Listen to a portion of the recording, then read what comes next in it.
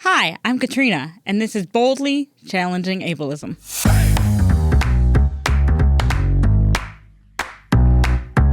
I'm your host, Katrina Simons. I'm the Community Program Specialist at the Institute on Community Integration at the University of Minnesota.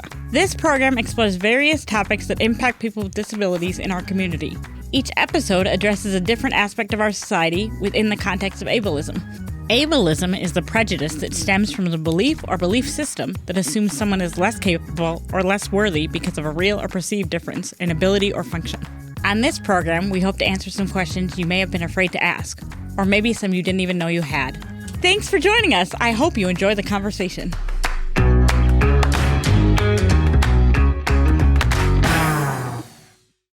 Hi, everyone. Welcome to Boldly. Thanks for joining us today.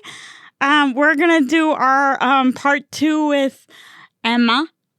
Thank you for joining us. Emma, how are you today? I'm good. Thanks for having me. Great. Thanks for coming back. Can you tell us a little bit about what your knowledge was of disability prior, or what was your knowledge of disability prior to becoming a teacher? Yeah. I feel like I had probably minimal knowledge of disability.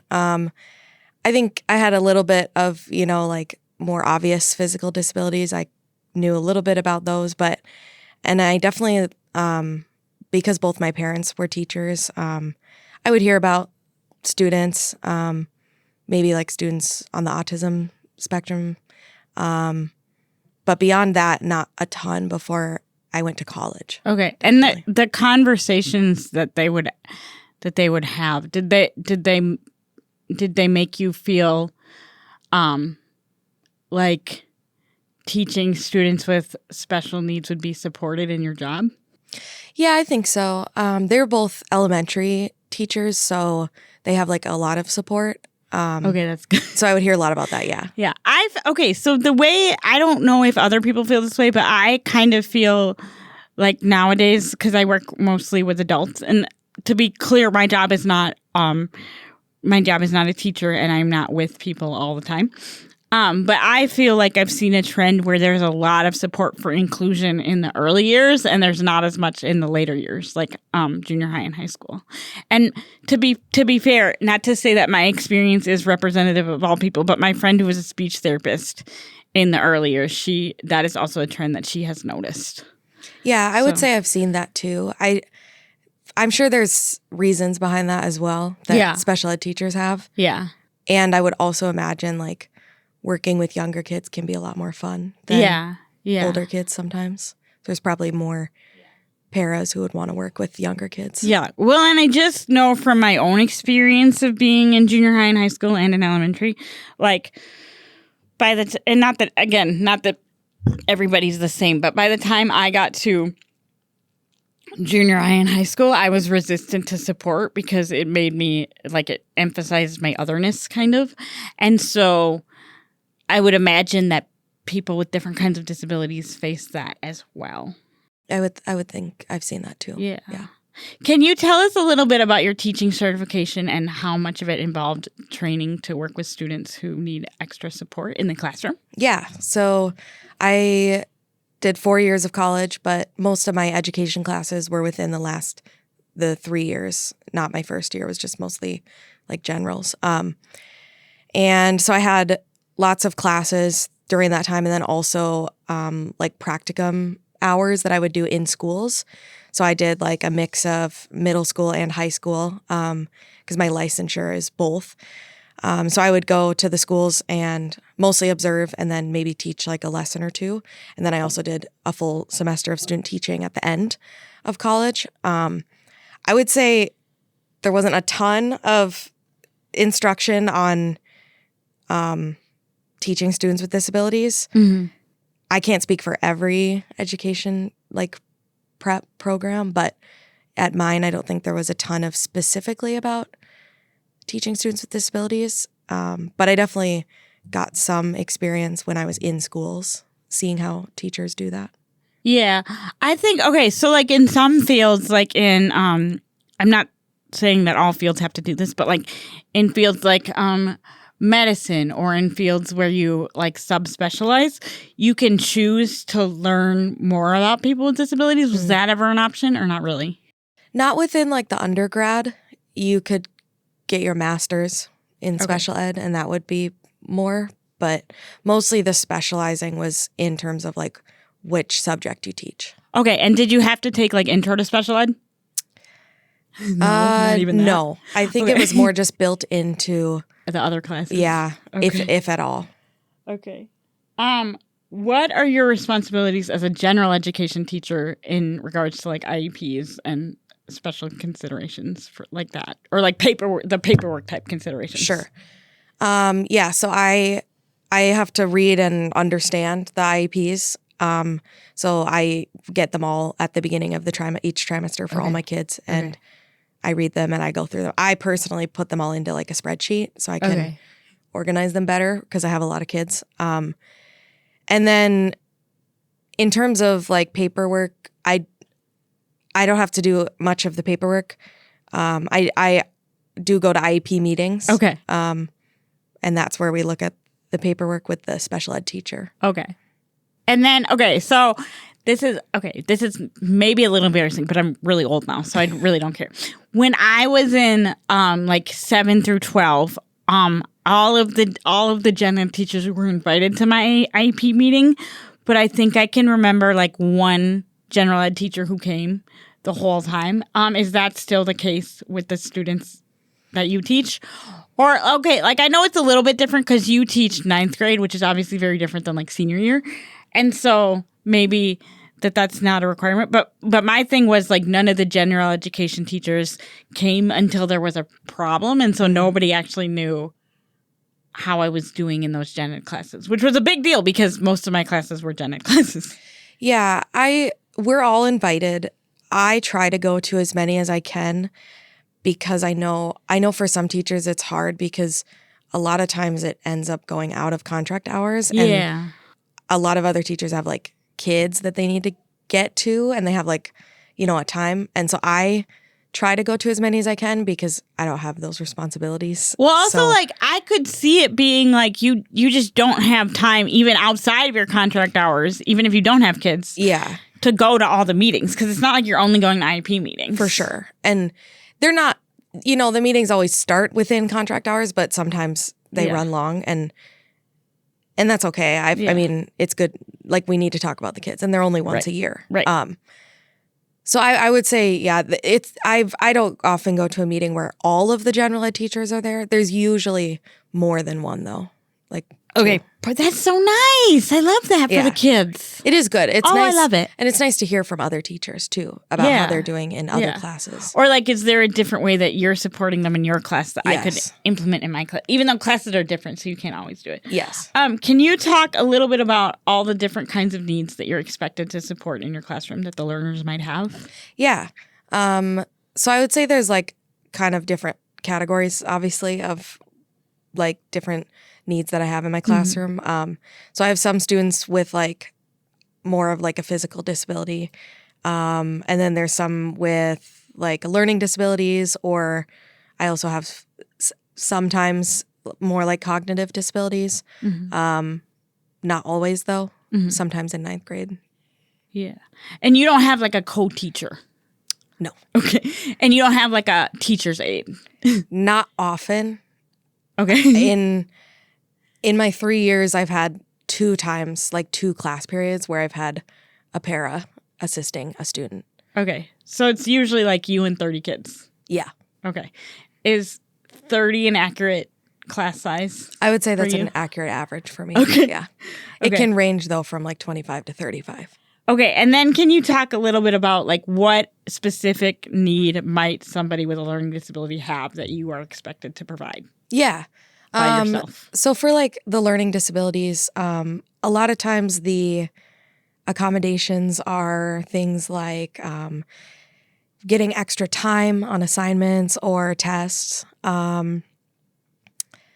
maybe like where they're sitting in the room, like whether it's close to a window or, sometimes students like get anxious about sitting in the middle of the room. They want to be like on the wall or they need to be in the front because they need more reminders, need to be closer to me.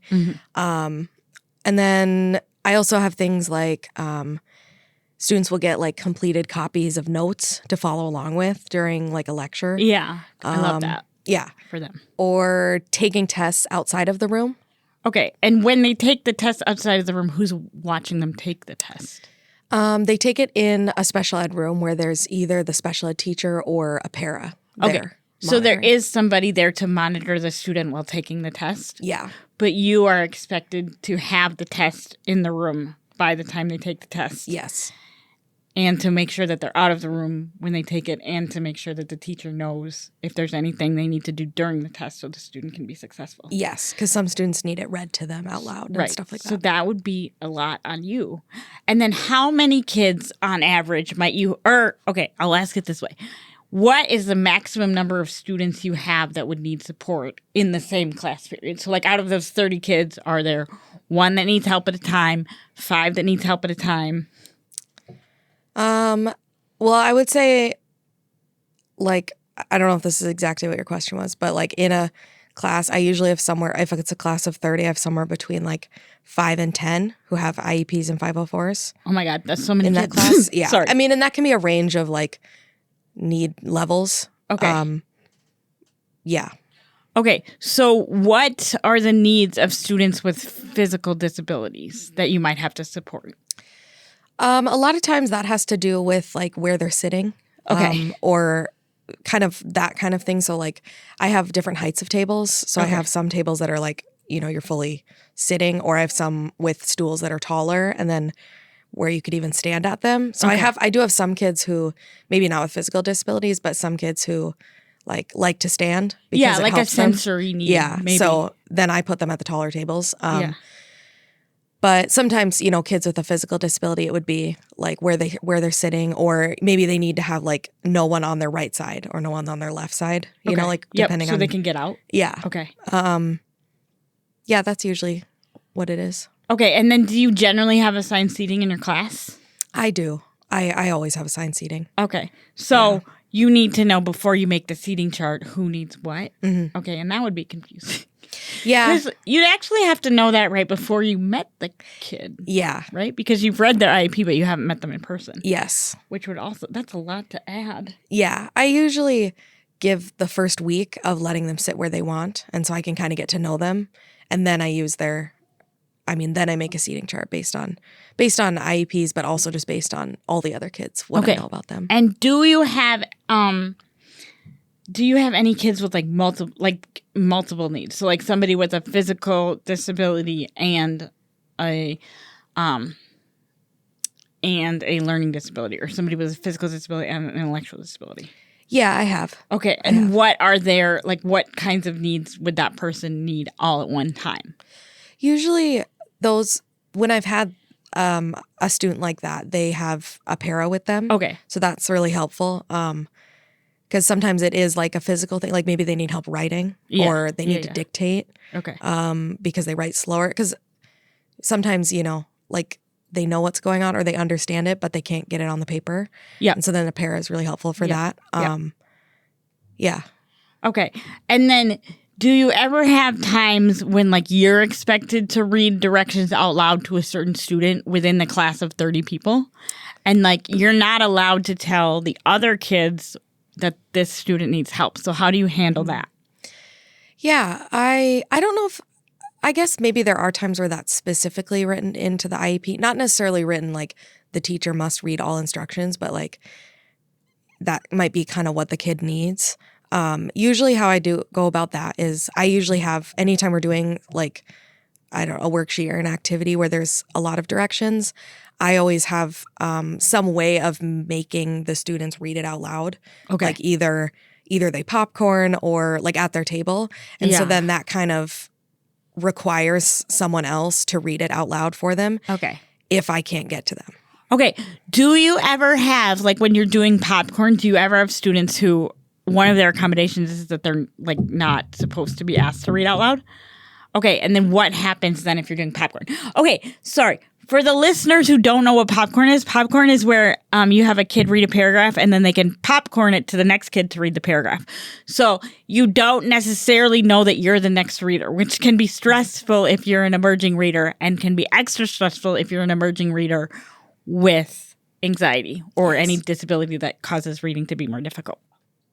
Yeah, if I have that, then I usually, like if I have a student like that in my class, then I either won't do popcorn with that hour, or I'll specifically say like, okay, for this activity today, the person that's sitting in, the front left seat of the table at every table will do the reading. And then I make sure that's not the kid that can't do that. How do you remember that? I would not remember. Do you make yourself little Post-its? Yeah, I always have that spreadsheet that I make. Like I always have that as a tab on my computer, so I can always like quickly reference it when I'm teaching. Otherwise, I only really need to do that the first couple weeks, and then I have gotten to know the kids well enough that I can kind of just remember. Okay, well, I guess too, so like I'm not a teacher, but I can imagine like it's kind of, a classroom is kind of like, I mean, okay, I don't want to say a classroom's like a family, but a classroom is kind of like a team, and you would learn over the course of the trimester what the different people on the team need. I just feel like it would be overwhelming for you to have to remember all that for 6 periods, because in elementary school, you would have to remember 30 different things, but there'd be the same 30 different things for the entire day. Right. Not different 30 things, not 30 different things every 45 minutes. Right. Which I feel like would be stressful. It can be. Yeah. It in the beginning of the trimester as it is when it's all new kids, but over time you just get to know them. Okay, do you have you can just think of like the average kid, because I know there's a range, but your kids that have extra support needs in the classroom, do you have ones that know it and are comfortable with it, or do you mostly have kids who like would rather just like never read than tell people that they need help reading? Like, where do they fall on that continuum? Because I did the whole thing. Yeah, I think most kids, mostly by high school, are kind of aware of where they're at and are mostly willing to ask for help, or they know they need help, but are maybe a little bit afraid to ask for help, or like don't want to be seen as different. Okay. Yeah. Because I had a couple peers in high school, and to be fair, they weren't in a lot of my general ed classes, but I think I had a couple peers in high school who were not able to read effectively. And I just want to say for a second, as someone who works with adults with intellectual disabilities, reading can come in a lot of different levels. So a lot of times people will say that they can read, but whether they can access the information in the text at the same level as other people is a different issue.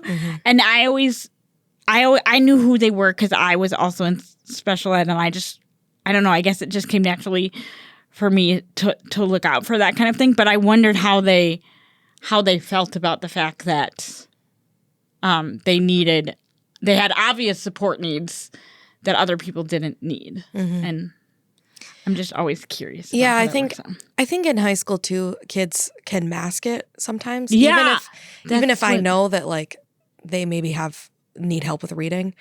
Yeah. Sometimes they seem like they've gotten really good at like, picking up on what other people are saying, or and so then it's harder for me to tell. Like, even if I know from the IEP that they might need help with reading, it's hard to tell sometimes. Yeah. That is something that I always sort of like wondered about, or like how to, because like in an elementary school classroom, the adult can step in and sort of like manage that situation, and the other kids won't catch on. But in high school, the other kids will catch on, and I worry about that. I mean, I don't worry about it, but there's definitely, I feel for that situation. Yeah, as like the teacher, there's definitely a balance you have to find of helping them, but not exposing them in a way that they don't want to be. Yeah. Do you think kids that don't need support are generally open to the fact that some people do need support? Or are they resentful that like this class is easier for this person because they don't have to do X, Y, or Z? I think it depends. I try to just not really let them know that other kids, like I try to provide support in a way that is not obvious to other students. Yeah. So I don't exactly know. I do think it depends on different kids. Okay.